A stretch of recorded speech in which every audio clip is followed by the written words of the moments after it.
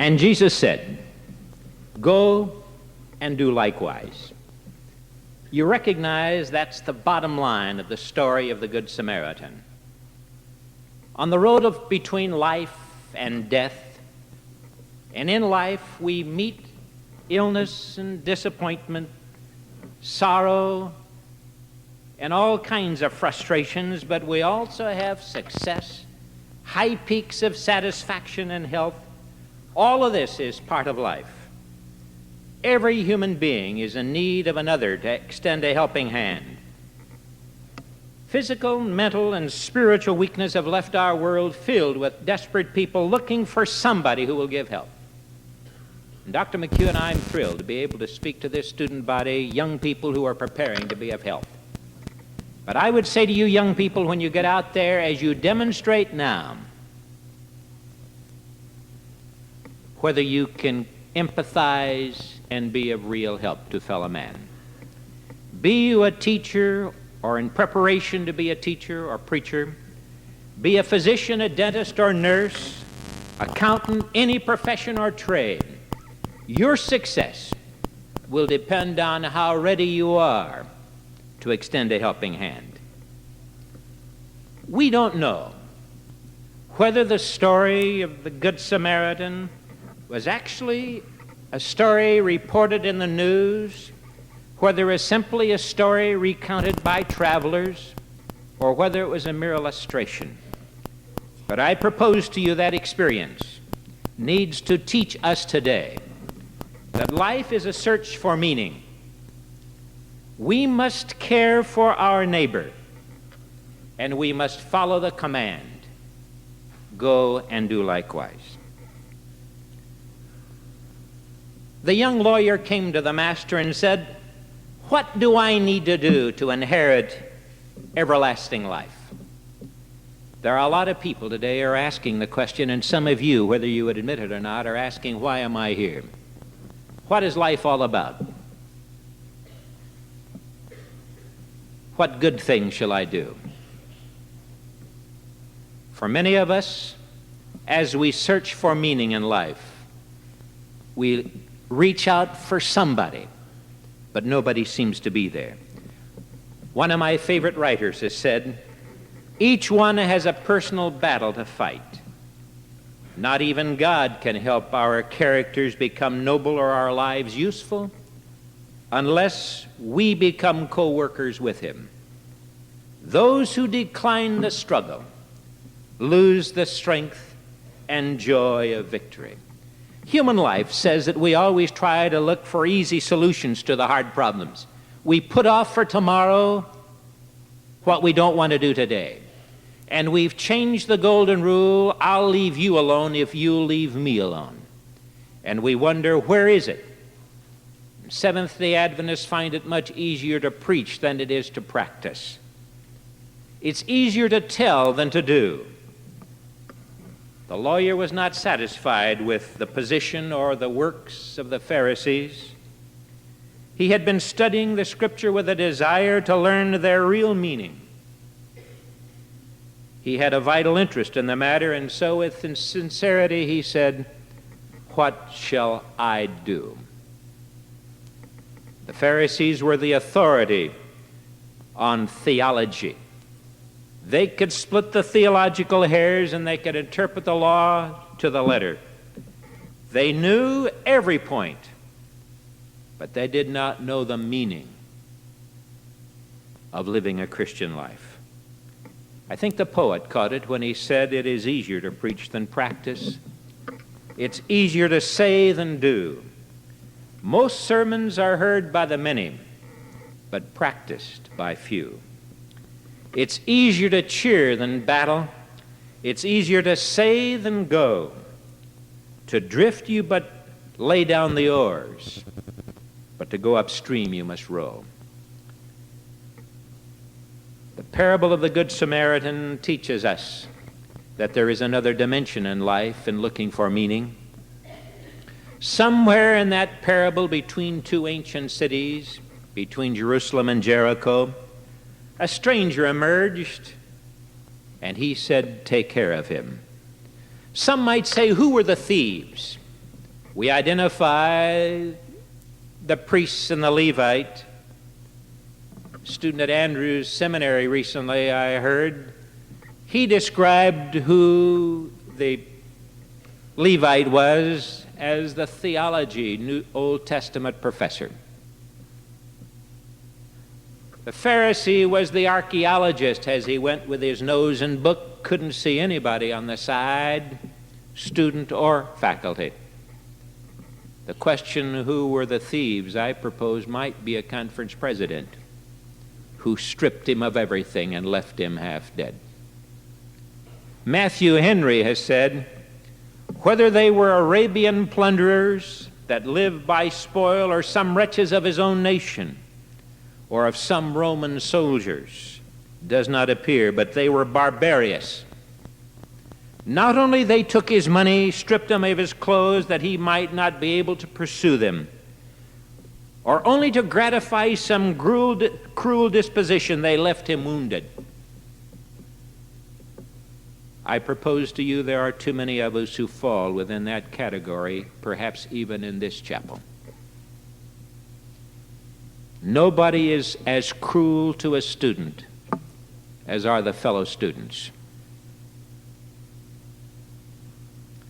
The good guys were supposed to be the priests and the Levites. They had just been down to camp meeting, to the temple for services. And they could not lower themselves to reach out and touch this miserable wretch. They looked and passed by on the other side. But the real good guy was the fellow from the subculture, an unlikely hero. He was a foreigner, he was a stranger. He was a dog, he was untouchable, he was a hippie, he was from that other culture that we would have nothing to do with. But he felt deep pity.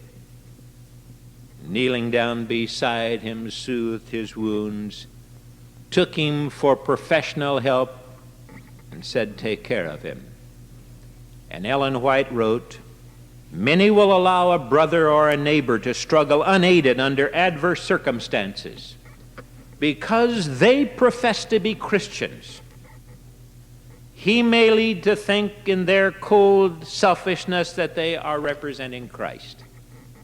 Young people, I propose to you today that if the Seventh-day Adventist Church is going to make the dynamic impression upon our world today, we've got to do something about warming up our congregations and our fellowship and our worship.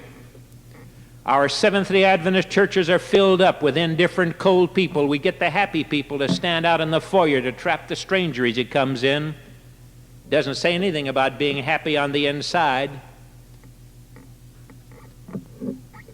I'm a father, and I have 3 children. And I've been to your Seventh-day Adventist churches. And I know what it's like to be met by happy people out there. And I frankly try not to identify myself as I sign my name on a book. I don't know why we have people sign name on book. Nobody seems to do anything about it anyway. And I get irritated at all the labels they want to stick on me. I don't know why. Nobody seems to care. But those happy people, when they've got me to sign my name, I often have had to turn and say, now, where do I take a kid like this? They'll point out directions, and I usually delegate my wife to take one of my children down to a junior or teenage room. And I've had my kids come back from those places. Somebody's opened the door, pushed them in, nobody to welcome them, no chair to sit in, and certainly no one to be a friend. And yet we say that we have the message to preach to a dying world. People don't need to come to us to be frozen out. Our little Adventist cliques can hardly afford a shelter for people who are looking for understanding and security. The Master said, when the lawyer heard the story of those individuals on a road between 2 ancient cities, he said, now which of these 3 would you say was neighbor to the bandit's victim? And the young lawyer replied, he who showed pity on him. Jesus said, yes, now, you go and do the same. Practicing outweighs preaching. You've all heard the story of that old ancient experience. But some of you might be asking, what does that have to do with today's religion and today's society? I simply believe this, that the message of this denomination is to preach the gospel to every nation, kindred, tongue, and people. We will never be allowed success if we are no different than the world about us. If our community and our churches can care for so little for so many, hardly will they be attracted to our preaching. Our religion is not genuine because we can't practice what we preach. We will undress each other with our gossips. We will leave each other hurt and stripped, but nobody reaching out to lift or care.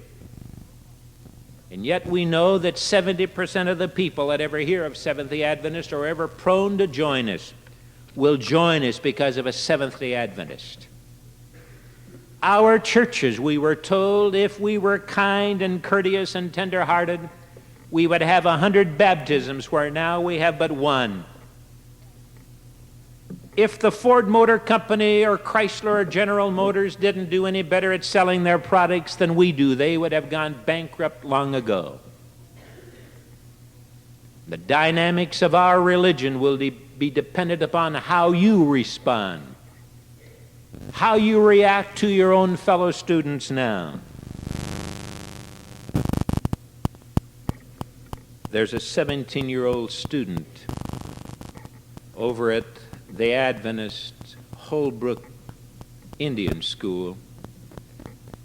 His assignment was to paraphrase what the story of the Good Samaritan meant to him. He wrote like this: "And Jesus answering said, a certain Indian man went down from Holbrook to Gallup, and while he was traveling fell among thieves and bandits. They stripped him of his clothes, beat him up, and departed, leaving him half dead." Then he recounts the different religious leaders who came by, looked. They were either too crowded or too busy and couldn't help. But this young Navajo from out on the Indian reservation said, but a certain Seventh-day Adventist Christian, as he journeyed, came, and as what was almost immediately when he saw him, he had compassion on him. He kindly went to him and fixed his wounds and eased his pain. I met a couple of travelers a few months ago on Interstate 5, a couple of truckers. Was driving in my diesel Oldsmobile, and with my teenage boy, I usually take the CB along. Going down on the north side of the Grapevine, I picked up the receiver. I said, "Breaker 15, can that UPS truck there tell me where I might find some diesel?" The UPS driver started saying, "Yeah, up ahead." I said, "Can I get it up at Los Banos?" They said, "You can get it before then." They started telling me, and from all over I heard the truckers coming in and saying, "Yeah, you can pick it up there north." And they started telling me, and one trucker piped up and he said, "Man, if that guy isn't confused, nobody can get it straight." About then, a long-distance UPS driver came on. I heard him say, "Kenny, I've got him." Alongside, he started talking. We were on Interstate 5 heading north, and if you're acquainted, you recall that old 99 goes on into Bakersfield. We'd crossed over the overpass, and I heard the UPS driver saying, "Hey, Kenny, take a look at that dust back there." Said, "I don't know, maybe somebody's in trouble." I saw the dust, picked up my mic, and I said, "Well, it was an older couple from Colorado, and apparently they wanted to head north. They started out on 99. They decided they wanted Interstate 5, so they turned off, came back on something that really wasn't the paved strip. There's no trouble." The driver ahead said, "Thanks." He said, we drew this road all the time, and he said, we'd sure as a world hate to go by and leave somebody in need. I said, that's awfully nice of you. Came in, he said, what's your handle? I'm the duck hunter. I came back, I said, you've got the chief here, duck hunter. Duck hunter said, you've got Kenny, my buddy, back behind. He said, we're Christians. He said, you know, as we travel this Interstate 5, we try to talk to a lot of people, and he said, oftentimes the trucker language just turns the cab blue and you can't listen too well. I said, I know. I've got my family with me, and I know what you're talking about. We had traveled a few miles, and Duck Hunter came back, and he said, hey, Chief, if you want to turn your dial, and he gave me the number, he said, you can pick up a terrific program. It's called The Voice of Prophecy. I said, hey, thanks. I'm on the board. We traveled a while, and Kenny came on, and he said, hey, Chief, you know, a lot of people driving up this road think it's awfully boring, but we are always thrilled to see how things take place and how the farmers farm and how the Lord provides the harvest. I said, that's right. Pretty quick, Duck Hunter said, hey, Chief, you're a Seventh-day Adventist. Would it embarrass you if you told us what a Seventh-day Adventist is? I said, fellas, I would be thrilled. I said, a Seventh-day Adventist is one who believes that Jesus Christ supplies everything, and the book, the Bible, tells us the absolute truth. I said, I'm a Seventh-day Adventist because I believe that God created the world and that we are not here simply by a biological accident. And that not only He loves us, but every seventh day on Saturday we worship Him as Creator, and we also worship Him as our Redeemer.